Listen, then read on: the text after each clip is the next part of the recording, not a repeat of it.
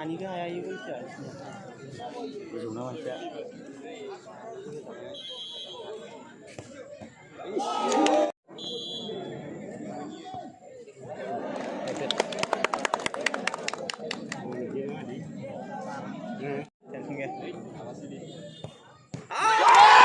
Lasi juga kan ini itu beras.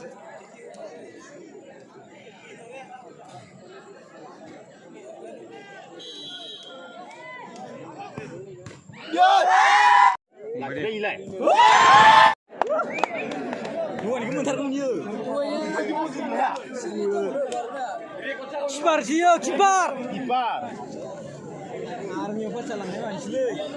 Wei, baru siapa bandar aku masuk. Kipar bandar apa?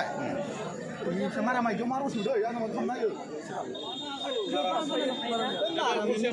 Kipar siapa bandar apa? Maram se. Mungkin juga ni. Kita nak apa?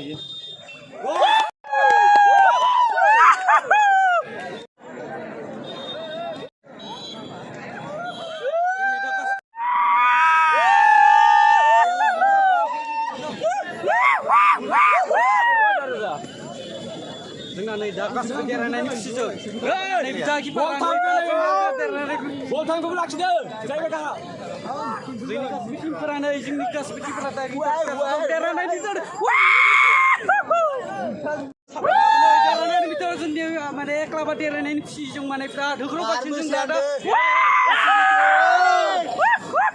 Dan ini tangga sini kas bikin mana? Apa yang nak sampai dong?